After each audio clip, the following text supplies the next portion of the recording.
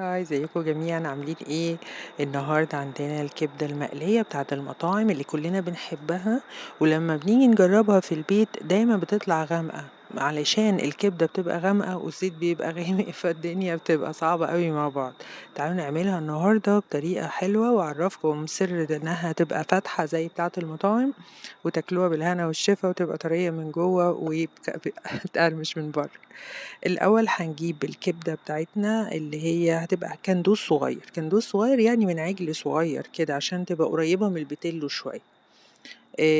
البيتلو بتبقى فاتحة قوي فمش كل الناس بتحبها يعني، لكن الكندوز الصغير دي بتبقى نفس اللون اللي احنا بنحبه يعني. بس حاول نقطعها بقى شرايح رفيعة كده على قد ما نقدر. وبعد كده الناس بقى اللي بتحب تغسلها باللبن وتغسلها بالحاجات دي، يعني صراحة أنا بشطفها شطفة من بره كده بسيطة، وبعد كده ببدأ أقطعها. بس موضوع اللبن والحاجات دي صراحة ما جربتهاش وما عنديش، فيستحسن نخلينا زي ما احنا طول عمرنا متعودين ان احنا نشطفها كده من بره وخلاص، يعني لان بعد كده نقطع السلايسز بقى زي ما احنا عاوزين، مش محتاجة طبعا تتشطف. فزي ما احنا شايفين كده شرايح متقطعة. ولما بنلاقي الجزء اللي بره اللي بيشد ده اللي هو بيخلي الكبدة تكرمش معانا بنشيله مع كل شريحة يعني، لان ساعات ما بيطلعش مع كل حاجة يعني لما بتبقى كتلة على بعضها. بس زي ما احنا شايفين كده ده كيلو اهو، قطع تقطيعة حلوة. هنجيب ملح وفلفل وشطة وكمون وتوم وكزبرة، ومهمة جدا الكزبرة الناشفة علشان بتظهر الطعم قوي. ولو حابين نزود معلقة مستردة برضو تبقى حلوة قوي، دايما بعملها بس ما صدفتش بقى ان انا كان معايا.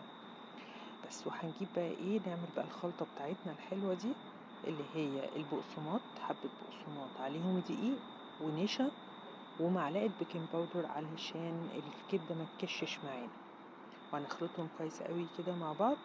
ومعاهم يعني ملح وفلفل كده بصوت، منكترش عشان ايه احنا حاطين ملح وفلفل على الكبدة بس. ونبطن بقى صينية بالبقسماط كده عشان ما تلزقش في الصينية، وما بين كل ما نخلص دور نحط ايه ورقة بلاستيك كده او كيس بلاستيك علشان متلزقش في بعضها، ونسيبها في الفريزر شوية قبل القلي.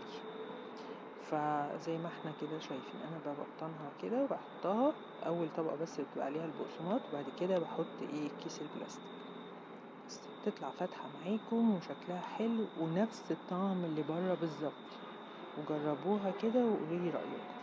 بس هنحط طبعا ادي خلصنا دور وهنحط البلاستيك معاها بس، ونخلص بقى نسيبها بقى في الفريزر يعني. لو احنا مستعجلين نسيبها مثلا نص ساعة على الأقل، لو مش مستعجلين يعني براحتنا ممكن نخزنها كمان. بس بنقليها بقى كويس زي ما احنا شايفين اللون طلع فاتح ازاي وحلو. ودايما اللي بطلع بقى الحاجة مش على مناديل، على مصفى، لان مناديل الكلينكس بتسحب الزيت وبتطري الحاجة اللي احنا بنقليها. فبس زي ما بصوا بقى كده طلعت ازاي حلوة، فاتحة من جوه وطعمها حلو قوي وطرية. وبالهنا والشفا، وجربوها وقولوا لي لو عجبتكم، يعني اسمع بقى منكم بالكومنتات كده. اوكي، يلا اشوفكم على خير ان شاء الله. باي باي.